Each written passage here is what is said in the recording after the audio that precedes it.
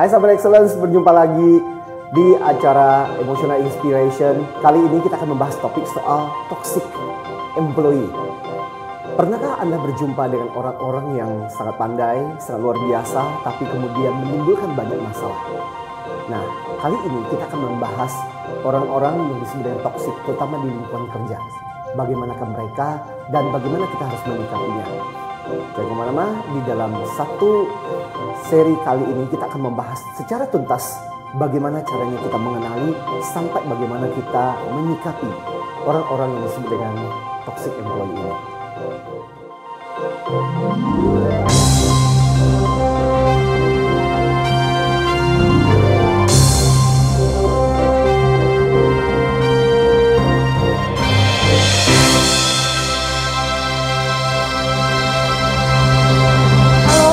Excellent, apa kabar Anda? Senang sekali Riri Artakusuma kembali menjumpai Anda dalam Emotional Inspiration.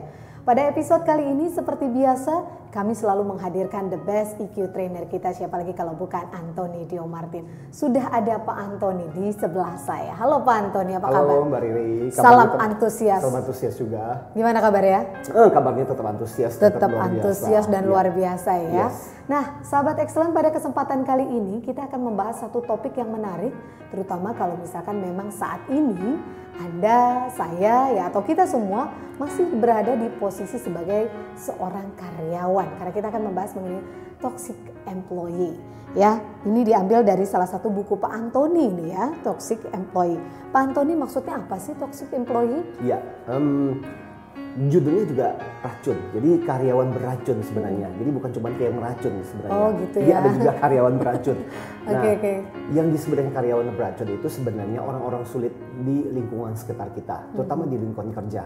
Tapi ada satu ciri yang lebih spesifik, yang lebih khusus, sahabat excellence, kalau kita bicara mengenai toxic employee ini. Karena kadang-kadang mereka bisa saja tidak menyadari.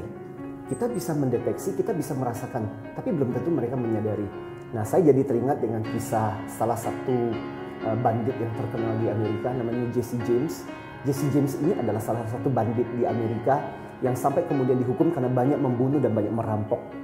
Pada waktu ketika penangkapan dan pada waktu ketika dia diadili dan dihukum, yang menarik adalah pertanyaan dimunculkan kepada dia, apakah kamu merasa bersalah?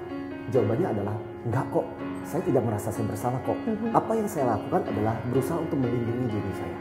Padahal dia membunuh, padahal dia merampok. Nah, saya merasa bahwa toxic employee kadang-kadang juga seperti itu. Dia menimbulkan masalah, dia menimbulkan problem, tapi kadang-kadang dia sendiri tidak menyadari tentang hal itu. Oke. Nah, yang perlu kita perhatikan adalah bagaimana caranya kita bisa mengenali, bagaimana caranya kita bisa lebih mewaspadai, kalau perlu adalah bagaimana caranya kita bisa menyikapi lebih baik orang-orang seperti ini. Oke, ini menarik ya sahabat excellent untuk kita cari tahu lebih dalam lagi sebetulnya bagaimana menyikapi gitu ya orang-orang yang toxic employee ini. Tapi Pak Anthony, sebelum kita membahas mengenai bagaimana sebetulnya menyikapi, ada yang paling mendasar, ciri-cirinya yang paling mudah untuk kita ketahui gitu ya, apalagi kalau itu memang di lingkungan pekerjaan atau perusahaan. Seperti apa Pak Anthony? Ya, jadi gara-gara buku ini saya dikenal dan dikasih julukan Mr. Toxic gitu. Ya, semua orang mengatakan, oh Mr. Toxic. Mr. Racun dong. Betul, sampai pernah satu kali saya ceritanya memberikan seminar dan waktu itu pembicara sambil menunggu pembicara berikutnya, saya biasa dong berdiri di belakang sambil menunggu giliran saya. Nah, waktu itu ada beberapa peserta yang bisik-bisik, tuh pembicaranya tuh, itu siapa tuh namanya? Itu tuh yang namanya yang nulis buku itu tuh Pak Toxic itu loh. Jadi saya dikasih julukan Pak Toxic gara-gara buku ini. Nah, yang menarik adalah di dalam buku ini, betul seperti yang dikatakan oleh Mbak Riri dan juga sahabat excellence, saya berbicara mengenai 7 kriteria bagaimana caranya kita menyebut orang ini toxic. Jadi ada 7 ciri. Dan 7 ciri ini saya kategorikan berdasarkan dari email, berdasarkan dari SMS yang masuk. Jadi banyak sekali yang komplain. Para atasannya merasa terzolimi oleh bawahannya gitu ya. Jadi bukan cuma bawahan yang terzolimi oleh atasan, sebaliknya juga bisa terjadi. Jadi dari komentar-komentar itu saya mengkategorikan. Jadi ada 7 kategorinya. Nah, apa saja? Saya bilang 7 kategori itu sederhana. Yang pertama adalah pertama-tama mereka itu negaholik. Biasanya kita kenal istilah alkoholik, workaholic, shopaholic gitu. Nah, saya ingin bilang kepada sahabat excellence, kita memperkenalkan satu istilah yaitu negaholic. Negaholic itu apa? Negaholic itu istilahnya adalah negatif. Jadi orangnya selalu negative thinking. Jadi mikirnya selalu yang negatif. Sementara orang melihat dari sudut pandang yang positif, dia cenderung melihat dari cenderung yang negatif. Sudah begitu orangnya pesimis. Itu ciri yang pertama. Lengkap deh itu ya. Betul. Ciri yang kedua adalah orangnya cenderung menghabiskan energi tim. Jadi biasanya kan kalau saya katakan di dalam rapat, di dalam meeting, sahabat excellence kan biasanya kalau kita bicara itu kan tentang gimana kemajuan proyek. Boleh sih kadang-kadang terjadi perdebatan, ada yang nggak setuju, ya ada yang idenya berbeda. Tapi biasanya kita masih bisa merasakan perdebatan itu masih perdebatan yang sifatnya itu masih memajukan proyek. Tapi kalau dengan orang-orang yang disebut dengan toxic ini, perbincangan kita itu cenderung bersifat kayak istilahnya kayak udah debat kusir. Jadi udah cenderung lebih menyenangkan. Ini menghabiskan energi cukup banyak. Yang ketiga adalah orang ini tidak pernah memberikan solusi, selalu kasih masalah. Ya. Yang keempat, ciri keempat adalah orangnya cenderung egosentris. Jadi kalau istilah terpusat saya dengan itu, diri sendiri betul, begitu ya. Selalu USA, untung saya apa gitu ya. Jadi untung-untungnya buat gue apa gitu. Selalu jadi pertanyaannya itu. Yang kelima, cirinya adalah orangnya emosional. Jadi kalau kerja itu moodnya naik turun. Ya seperti kayak roller coaster. Jadi naik, kadang naik. Wah, dia begitu bersemangat. Tapi kalau lagi turun, kadang-kadang itu merusak dan segala aktivitasnya jadi rusak juga gara-gara moodnya itu. Makanya kadang-kadang kalau kita bekerja itu mesti baca ramalan cuaca emosi di hari ini gitu. Capek kan gitu loh. Benar. Kayaknya atasnya juga perlu baca ramalan cuaca bawahan kayak gitu. Jadi ya kadang-kadang sampai saya seringkali bilang, ini susah membedakannya namanya atasan dengan bawahan sopo jelas. Karena kadang-kadang atasan jadi merasa, udah mendingan saya kerjain sendiri deh. Kayaknya nggak usah dikasihkan kepada dia gitu. Iya. Itu ciri yang kelima. Ciri keenam adalah suka gosip. Ya, jadi banyak menebar gosip kemana-mana. Betul. Jadi istilah saya adalah 4S: senang lihat orang lain susah, susah lihat orang yang senang gitu. Ya, dan dia senang kalau ada hal kejadian yang tidak menyenangkan, gosip ditambah bumbu, ditambah kecap, jadilah sudah gitu. Nah, ciri yang terakhir adalah never grateful. Never grateful itu nggak pernah bersyukur, nggak pernah berterima kasih. Jadi kalau perusahaan, organisasi melakukan sesuatu yang positif buat dia sama sekali tidak melihat itu sebagai sesuatu yang positif, menguntungkan atau dia hargai. Ya, bagi dia adalah sah-sah saja dong organisasi melakukan seperti itu. Ya wajar dong organisasi harus melakukan seperti itu. Tapi kalau sampai organisasi bikin salah, argonya jalan gitu. Nah ini menarik sahabat excellence. Kalau misalkan tiap kali ya Pak Antoni, saya ingin bertanya lebih lanjut. Namanya seorang bawahan gitu ya atau karyawan, sesekali mengeluh pasti ada, nggak mungkin dalam kondisi fit terus begitu kan, di atas gitu ya, pick up-nya semangat. Nah sesekali kadang-kadang agak kecewa dengan atasan atau perusahaan itu mungkin sudah juga ada. Betul. Tapi apakah kalau sesekali ini juga dikatakan sebagai toxic employee, tapi nanti ya kita bahasnya selepas jeda berikut ini. Sahabat Excellent, kita akan break dulu untuk sesaat sebelum kita lanjutkan perbincangan bersama the best EQ trainer kita Antoni Dio Martin. Tetap simak Emotional Inspiration hanya di TV Excellent.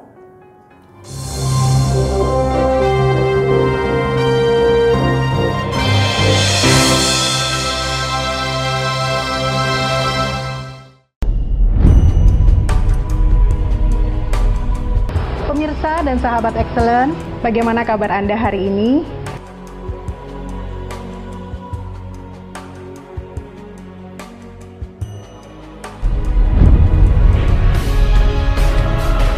Berani untuk mengambil langkah.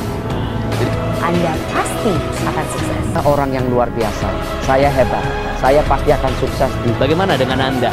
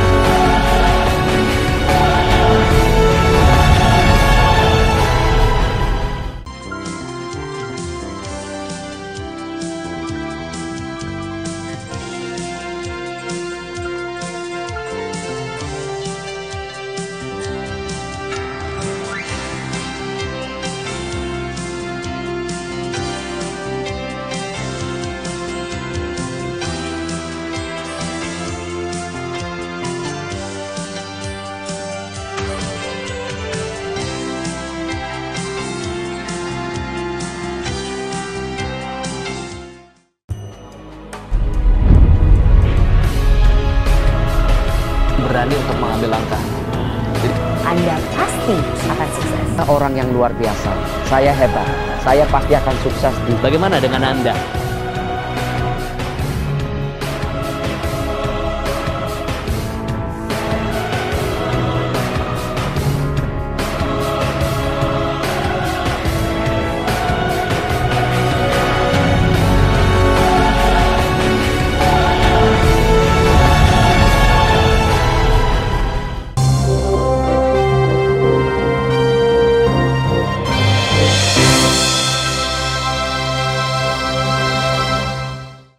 Kembali lagi sahabat Excellent, masih bersama Emotional Inspiration dan saya juga masih ditemani oleh the best EQ trainer kita, Anthony Diobartin.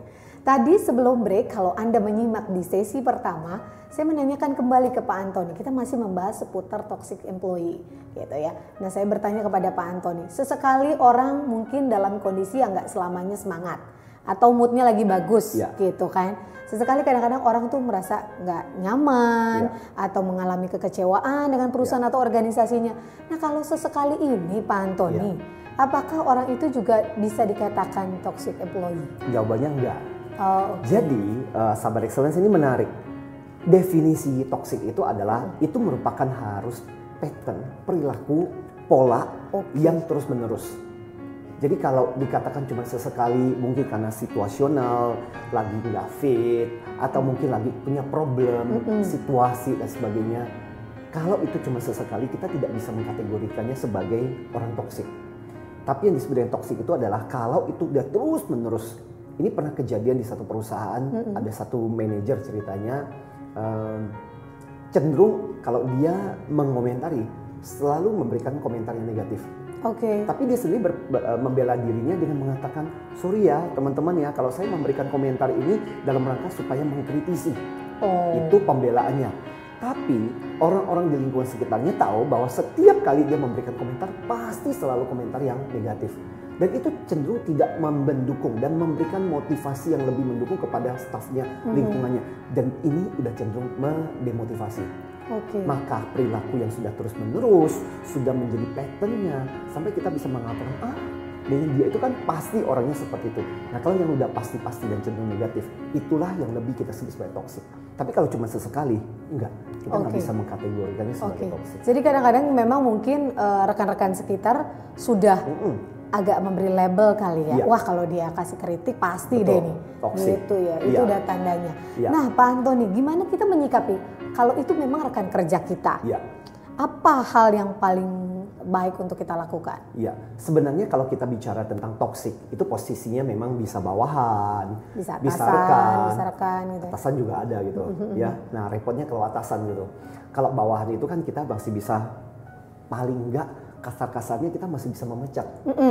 Rekan seperti pertanyaan tadi sebenarnya kita bisa agak membatasi ya pergaulan kita dengan si orang toksik itu yang kita anggap beracun ini. Kita bisa udahlah, urusan saya dengan dia ya urusan yang tugas-tugas saja, pekerjaan saja. Sebatas habis pekerjaan. Itu betul. Habis itu sudah ya, me you tidak ada hubungan gitu. Tapi dengan atasan itu yang susah. Dengan bawahan rekan tadi kita bisa, tapi rekan kita nggak, sama atasan kita nggak bilang, maaf ya Pak, Bapak itu saya merasa toksik sekali gitu. Gak mungkin lagi juga. Keluar SP1 bener. gitu. Gara-gara saya Anda punya pekerjaan gitu ya. Betul, jadi nggak berani gitu, atasan nggak bisa dipecat gitu. Oke. Nah kalau rekan kerja kan memang masih bisa ya Pak Anthony? Betul, kita dengan rekan kerja artinya gini, paling nggak pertama-tama kalau hubungan nggak terlalu dekat, paling nggak kita bisa membatasi.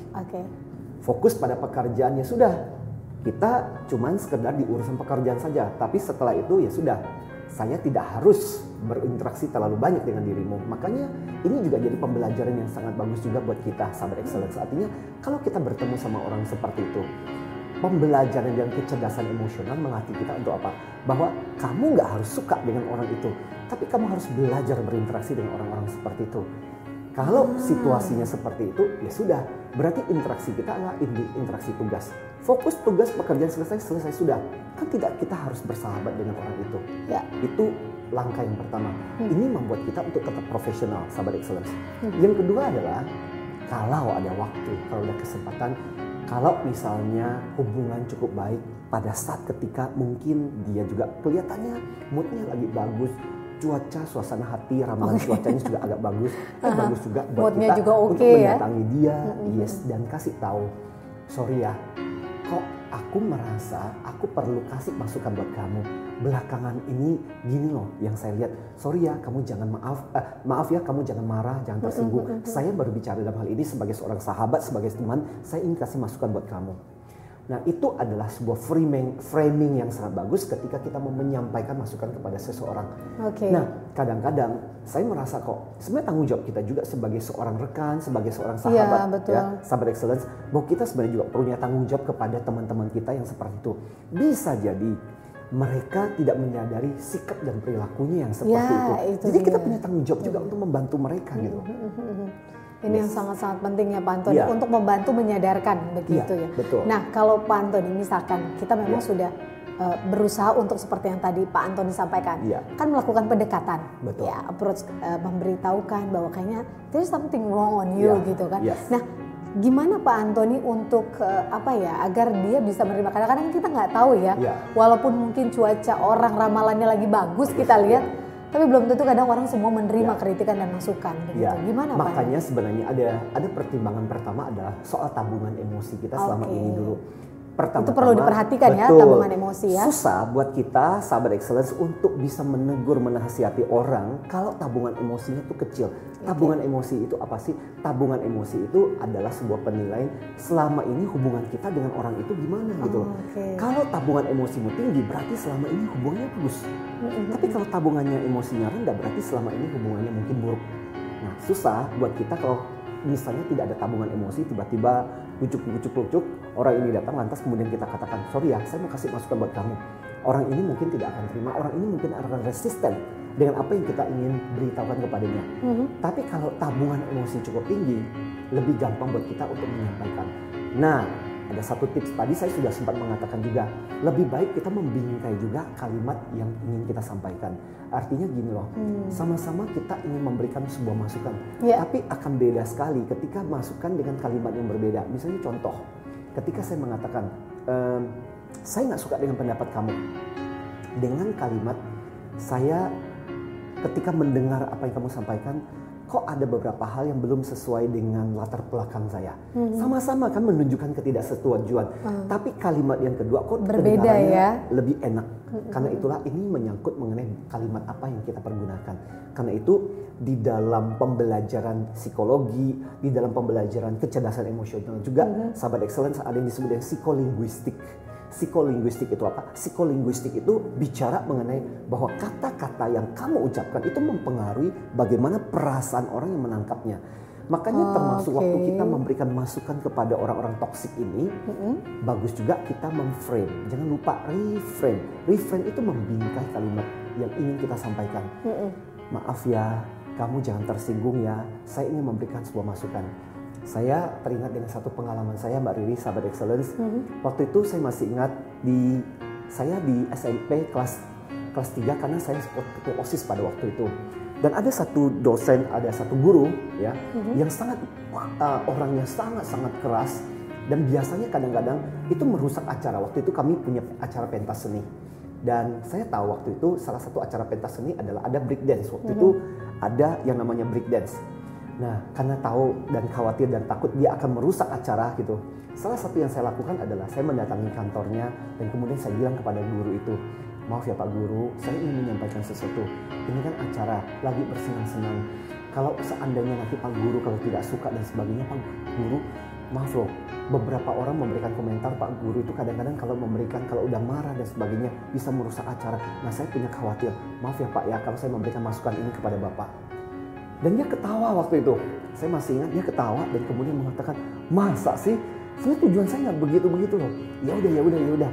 Saya akan berusaha dan tidak akan mengacaukan acara kalian. Nah, saya merasa bahwa itu adalah sebuah kemenangan yang baik karena kalimat yang bungkusan awal yang saya sampaikan kepadanya tanpa mengatakan, Bapak ini seorang yang pemarah. Bapak ini kalau udah marah kelewatan dan tidak tanggung-tanggung dan tidak nggak tahu situasi.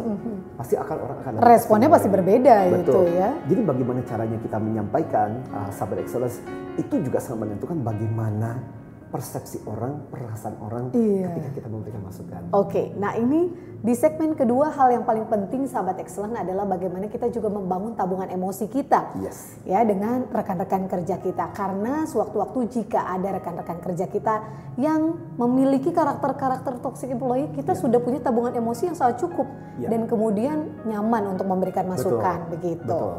Oke, kita lanjut lagi ya Pak Antoni ya, selepas break berikut ini.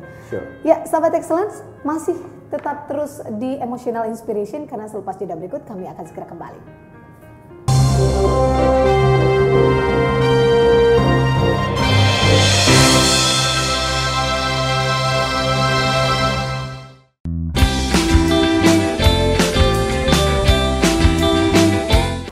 Jika ada pepatah yang mengatakan di balik setiap pria hebat ada wanita hebat yang selalu mendukungnya. Saya yakin itu adalah sesuatu yang benar. Tapi saya juga percaya bahwa di balik sosok wanita yang hebat pasti akan selalu ada pria yang lebih hebat lagi yang selalu mendukungnya dan mencintainya dengan sepenuh hati.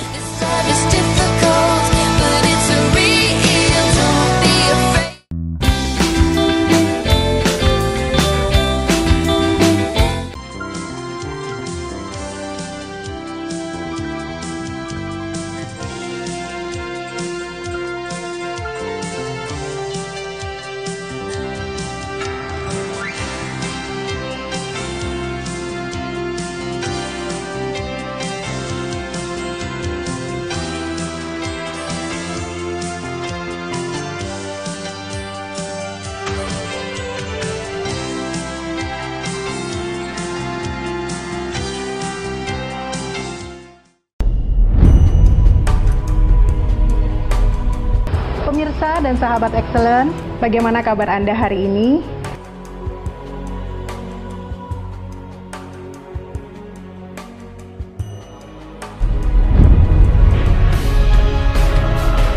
Berani untuk mengambil langkah.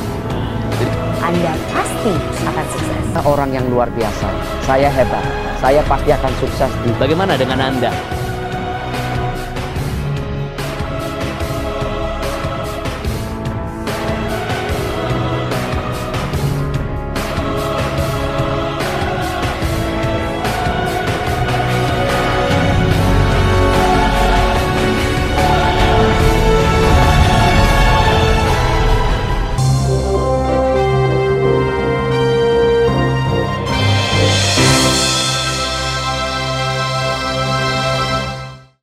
Masih dalam program Emotional Inspiration, sahabat excellent, dan juga masih bersama Antoni Dio Martin. Kita masih membahas salah satu buku beliau. Ini dia bukunya, Toxic Employee. Kalau misalkan sahabat excellent mau dapat gimana nih Pak Antoni?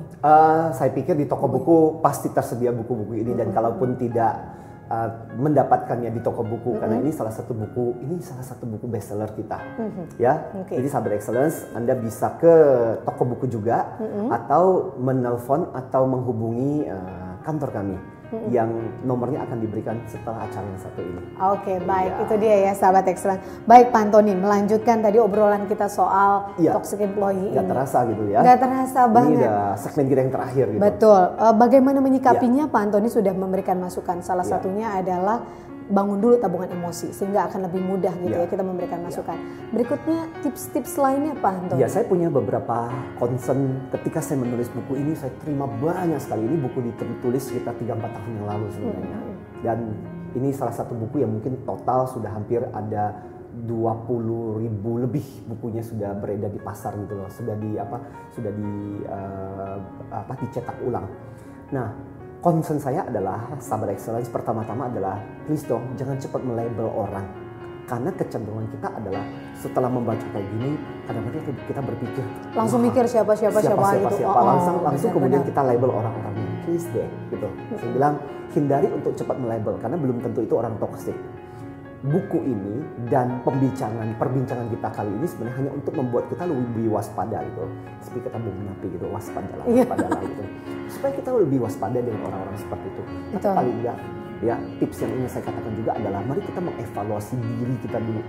Jangan sampai kita bilang orang lain toksik, tapi sebenarnya diri kita yang toksik gitu. Nah, tips berikutnya adalah kalaupun kita betul-betul berhadapan dengan orang yang toksik itu, lantas apa yang bisa kita lakukan kalau kita berhadapan dengan orang toksik ini? Nah, tips saya, sahabat excellence, saya menyebutnya tips 5 SEM namanya. Ya, apa 5 itu apa, tips Bang? 5 SEM? Oh, oke. Ya, tips 5 SEM. Apa itu tips 5 SEM? SEM yang pertama paling enggak kita harus semedikan dulu. Nah, apa maksud filosofi semedikan dulu itu gini. Mari kita telusuri, cari tahu dulu apa sih yang membuat orang-orang itu menjadi toksik. I see. Jangan-jangan karena selama ini dia memang luka batin. Misalnya contoh kalau di kantor itu dulu sekali dijanjikan terus-menerus sama atasannya, kamu bakal naik pangkat lah, kamu dapat gaji begini, dapat fasilitas ini. Kenyataannya bosnya malah pergi. Jadi tertinggalnya dia sendiri penuh dengan luka batin dan dia menuntut. Jadi ini orang-orang yang bisa punya masalah yang pertama. Atau bisa jadi sahabat excellence, kalau kita lihat dari latar belakang pengalamannya, dia dibesarkan dalam lingkungan yang penuh dengan tuntutan selalu negatif. Orang tuanya sangat negatif. Jadi saya pernah punya pengalaman juga seperti ini, di mana salah satu peserta ternyata menjadi sangat sulit. Dan ketika ditelusuri latar belakangnya adalah dia dibesarkan di keluarga tanda petik latar belakang militer, sangat keras, penuh dengan kritik. Sebenarnya mungkin orang tua maksudnya baik untuk memacu dia. Tapi akhirnya kemudian berdampak ketika dia dewasa dan jadi karyawan. Orangnya juga cenderung sangat-sangat, kalau berbicara itu, kalau kita rasakan itu cenderung sangat-sangat negatif. Meskipun pemikirannya dia merasa aku cuma kritis kok. Oke, Pak Antoni, berarti dalam hal ini seseorang menjadi toxic employee itu pasti juga ada penyebabnya ya? Enggak tiba-tiba mungkin? Enggak tiba-tiba. Jadi tidak ada orang yang kemudian dilahirkan menjadi toksik. Ya, tidak ada orang yang dilahirkan toksik. Saya percaya tentang sesuatu yang positif pada diri setiap orang. Jadi semedikan dulu. Sem yang berikutnya adalah semprotkan. Semprotkan itu filosofinya adalah ngomong. Karena masalahnya kita di budaya kita adalah kadang-kadang kita punya problem dengan orang, kita diam.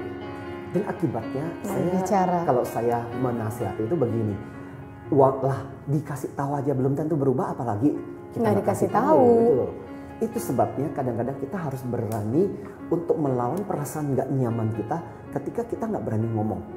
Berani untuk melewati itu, untuk mengatakan, oh iya saya harus menyatakan ini dalam rangka supaya saya memberikan masukan buat dia.